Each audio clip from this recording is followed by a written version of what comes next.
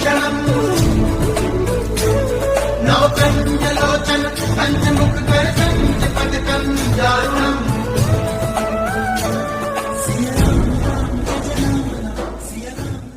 महाराज जी के आज के विशेषांक में रक्षा सूत्र परिवार के सभी सदस्यों का हार्दिक स्वागत है।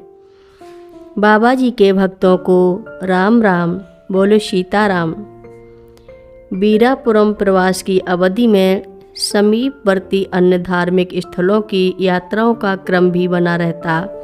यहाँ से माँ प्रतिवर्ष रामेश्वरम की यात्रा भी किया करती। चेन्नई से रामेश्वरम की यात्रा 1 रात की होती थी। यह ट्रेन चेन्नई से चलकर प्रातःकाल रामनाथपुरम पहुंचती थी। माँ के साथ इस यात्रा में भी हमेशा की तरह काफ़ी लोग होते थे। बीरापुरम के अनेक वृद्ध और असहाय लोग जो रामेश्वरम की यात्रा करने में समर्थ नहीं थे, उन्हें माँ अपने साथ लेकर आती। रामेश्वरम में सभी लोगों के ठहरने की व्यवस्था गुजरात भवन में की जाती थी। प्रातःकाल रामेश्वरम पहुंचने पर सभी यात्री माँ के साथ समुद्र में स्नान करने के बाद मंदिर परिसर में स्थित 22 कुंडों के स्नान के लिए जाते। इन 22 कुंडों के जल को अलग अलग तीर्थों के जल का प्रतीक माना जाता है। यात्री जैसे जैसे इन कुंडों के पास से होकर आगे बढ़ते हैं, प्रत्येक कुंड के पास खड़े पंडों द्वारा बाल्टी से कुंड का जल निकालकर यात्रियों के ऊपर डाला जाता है। दोनों माँ के पीछे पीछे चलते हुए श्री राम जय राम, श्री राम जय राम संकीर्तन के साथ हम सब कुंडों में स्नान करते। राम नाम के उद्घोष से पूरा मंदिर गूंज उठता। स्नान के बाद हम सभी रामनाथ स्वामी के दर्शन के लिए मंदिर जाते। भगवान राम द्वारा स्थापित और पूजित इस ज्योतिर्लिंग की विशेष मान्यता है। सामान्यतः रामेश्वरम की यात्रा 3 दिवसीय होती। इन 3 दिनों में हम लोग साक्षी हनुमान, राम झरोखा, सीता कुंड, लक्ष्मण कुंड, पंचमुखी हनुमान जी के दर्शन करते। एक दिन धनुषकोटि में विभीषण महल देखने और कोदंडराम स्वामी मंदिर दर्शन के लिए भी जाते। बीरापुरम से ही बालाजी तिरुपति मंदिर तक सड़क मार्ग से 4 घंटे में पहुंचा जा सकता है। आंध्र प्रदेश राज्य के चित्तूर जनपद में तिरुमाला की मनोरम पहाड़ियों में भगवान वेंकटेश्वर का विश्व प्रसिद्ध प्राचीन भव्य मंदिर स्थित है। माँ बीरापुरम प्रवास की अवधि में तिरुपति के दर्शन के लिए भी अवश्य जाया करती थीं। बालाजी के दर्शन के बाद माँ जापली हनुमान जी के दर्शन करने भी जाती, जो कि तिरुपति से 5 किलोमीटर की दूरी पर स्थित है।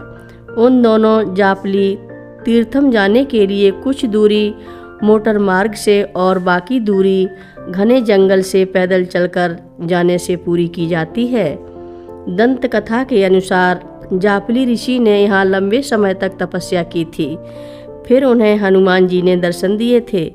यह भी मान्यता है कि भगवान राम और सीता जी ने यहाँ वास किया था। मंदिर से लगे हुए 2 जलाशय भी हैं, जिन्हें सीता कुंड और राम कुंड के नाम से जाना जाता है।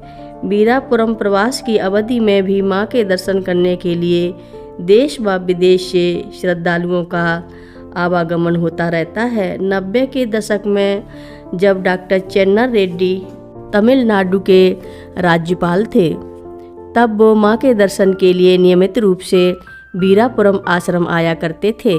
माँ के प्रति उनकी श्रद्धा और प्रेम भाव तभी से था जब वो उत्तर प्रदेश के राज्यपाल थे और अक्सर कैची धाम जाते थे। बीरापुरम आश्रम में सुरक्षा कर्मियों की गतिविधि बढ़ने लगती तो हम समझ जाते कि डॉक्टर रेड्डी आने वाले हैं। चेन्नर रेड्डी अपने परिवार के साथ आश्रम में आकर पूरा दिन वहीं बिताते और उस दिन सभी सुरक्षाकर्मी संग वो सब भी आश्रम में प्रसाद ग्रहण करते। डॉक्टर चेन्नर रेड्डी की धर्मपत्नी श्रीमती सावित्री माँ से विशेष प्रेम था। आश्रम से वापसी के समय माँ सभी को प्रसाद के पैकेट देती। माँ द्वारा दिए जाने वाले प्रसाद की महत्वता इसी से लगाई जा सकती है कि राज्यपाल महोदय का प्रसाद किसी अन्य के पास ना चला जाए, इसलिए वह मुझसे अपने प्रसाद की थैली के बाहर अपना नाम लिखवा देते थे। बीरापुरम में माँ के दर्शन के लिए अनेक प्रख्यात विदेशी भक्त भी आया करते थे। उनमें से रामदास जी भी एक थे। रामदास जी सबसे पहले 1967 में महाराज जी के पास आए थे। उस समय वह डॉक्टर रिचर्ड एल्पर्ट के नाम से जाने जाते थे। कथा लंबी है, आगे की कथा सभी भक्तों को अगले भाग में सुनाएंगे। हर रोज़ महाराज जी की कथाएं सुनने के लिए रक्षा सूत्र चैनल को सब्सक्राइब करें, शेयर करें और लाइक करें। घंटी बजाना ना भूलें। कमेंट बॉक्स में लिख भेजें जय नीव करोरी बाबा जी महाराज।